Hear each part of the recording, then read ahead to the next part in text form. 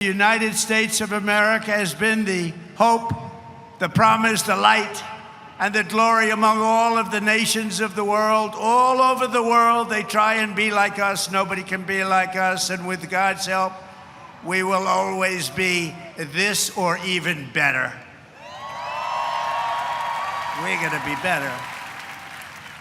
Here in our National Mall, we're celebrating freedom's triumph over tyranny, liberty's conquest over oppression, and the enduring victory of the American spirit from the July 4th, 1776 to July 4th, 2026. Big dates. That's big dates. Two big ones. And tonight our country is stronger, freer, richer, safer, and prouder than ever before. But it all started with the miracle of history that lives forever in the heart of every single patriot. In Philadelphia, our founding fathers summoned the courage of giants and the wisdom of centuries to boldly proclaim these timeless truths. They declared that all men are created equal, that they are endowed with sacred, unalienable rights by the hand of our Creator, and that among these are life, liberty, and the pursuit of happiness. In signing their names to the roster of freedom, those 56 patriots put everything at risk, stepped onto the stage of destiny, and seized a victory for the ages, and that's what it was. And this is an evening for the ages, I believe. This is something very special. This is bigger than if we didn't have the lightning blaring. We had lightning blaring, but this is bigger. Little more inconvenient, but it's bigger. I think in its own way, it's more beautiful. From the beginning, we were a nation that lived by the motto, victory or death, and live free or die. 1 out of every 100 Americans gave their lives in the fight for independence to remind us of who these heroes were and what they gave us. We are honored to have here tonight in the heart of our nation's capital one of the very first American flags ever to exist. Dating back to 1777, it bears the 13 stars and 13 stripes of the 13 states that declared independence on the 4th of July.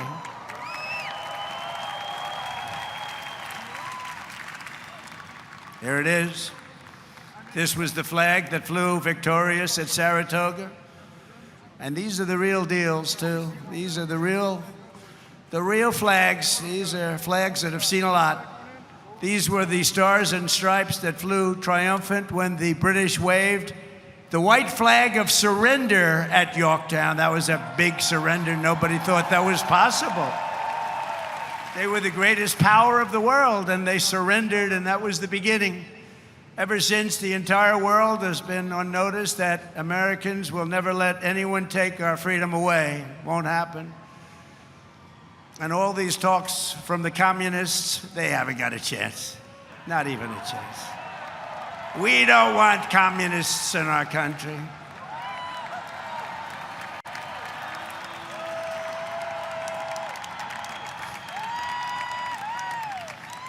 Never worked, and it never will work.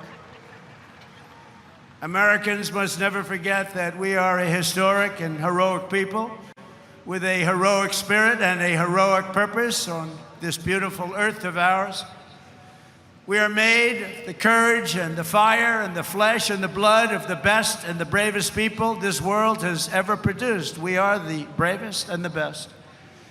Tonight we pledge allegiance to the flag they gave us, and we say, God bless the immortal patriots of 1776, and long live the cause of independence. May it reign forever and ever and ever. We will always be on top. We will never let our country fall. We will always be the best. Our founders not only won our liberty, they secured it with the most righteous political document ever conceived. It's called the Constitution of the United States. Very special. And it's because of their genius that we remain the finest people on the planet after 250 years. Unlike so many others in the world, in this country, we have freedom of speech, freedom of religion, equal justice under the law, although I wasn't treated that well, but we won't get into that.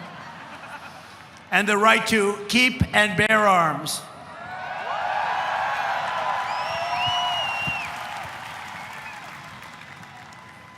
And for the almost 6 years that I was president, I guarded very, very powerfully your Second Amendment, and they didn't do a thing to it, and it was not easy. But we guard your Second Amendment. We guard it very, very strongly and cautiously. Across the generations, Americans have fought, bled, and died, not just to secure those, to expand them to citizens of every race, religion, color, and creed, because we are one people, we are one family. You showed that tonight with one flag, and as our Declaration of Independence tells us, we are all made in the image of one Almighty God.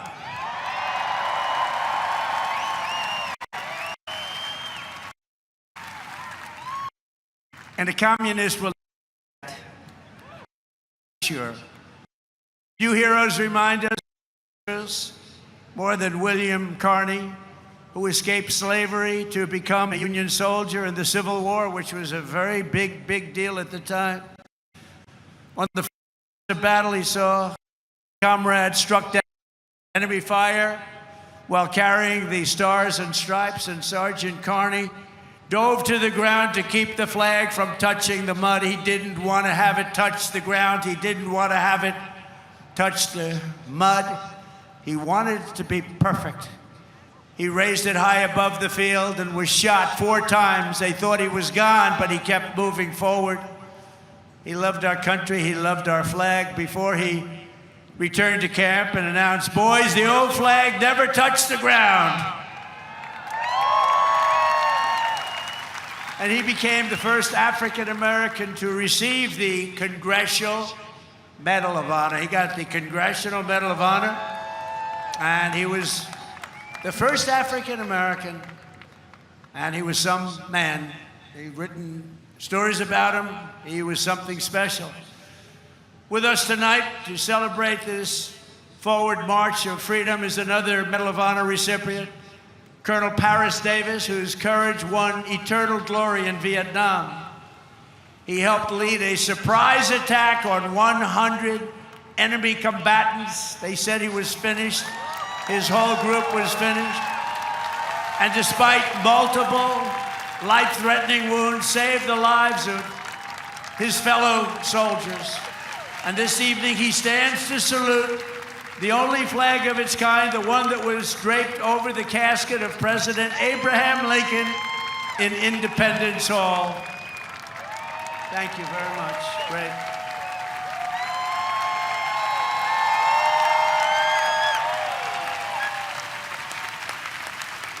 He looks better than I do. He looks great, and he's brave. Because of heroes like these, our flag will always be a symbol of liberty and justice for all. Colonel Davis, thank you very much. Great man. Great man, thank you. Americans expanded the blessings of freedom, and we have never stopped expanding our ambitions and our dreams. We had the American dream. We never had the American dream, however, like we have it right now. The American dream is back, very strong, beautiful. You know, to get into our military now is tough. 2 years ago, we couldn't fill a job, and now it's overflowing. We have so many, setting records. We're setting records. It's actually hard to get in. That includes our great police forces and our firemen. They couldn't hire anybody. Nobody wanted to do it. Now It's hard to get those positions, but it's really hard to get into our military because people respect and love our country again. Our rise to being the world's strongest and most powerful nation was no accident of history. We rebuilt our military in my first term. We used it a little bit in our, actually I should say third term, but I won't do that because I don't want any controversy. But we use it, and we've had tremendous success. You look at Venezuela, you look at Iran, we wiped out their military. Americans crossed the Great Plains, scaled the Rockies, we just tamed the wilderness and conquered the frontier and built the empire. It's called the Empire of Liberty. We laid down the railroads, raised up the skyscrapers, those beautiful skyscrapers, and dug out the Panama Canal, considered the eighth wonder of the world, which everyone said was an impossible thing to do. And by the way, 38,000 Americans died to give us one of the greatest engineering feats of all time, the Panama Canal.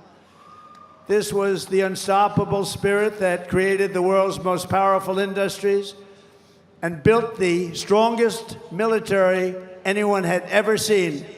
And today it is stronger and more powerful than it ever was before. American grit, boldness, and daring forged heroes like Davy Crockett, Wyatt Earp, Annie Oakley, Teddy Roosevelt, and the legend of the Wild West, Buffalo Bill Cody. These were great, powerful people whose incredible grandchildren happen to be with us tonight.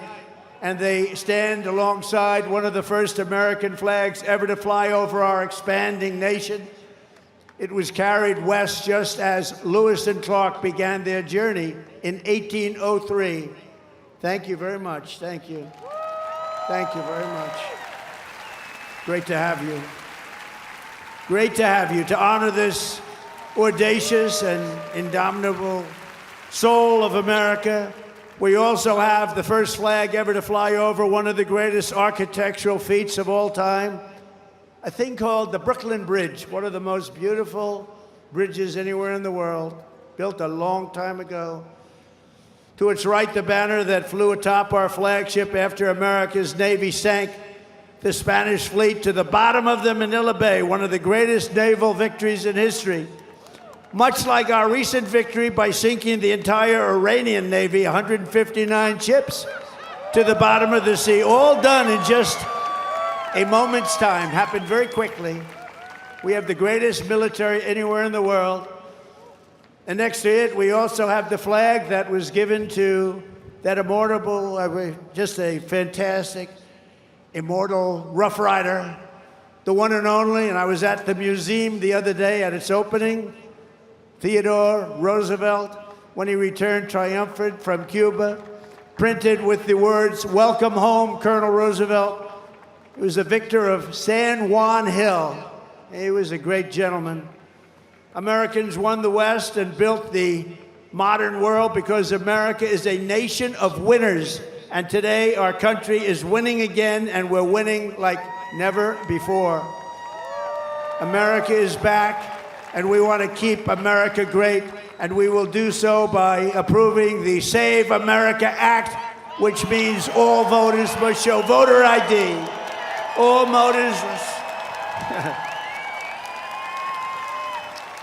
voters must provide a little thing called proof of citizenship.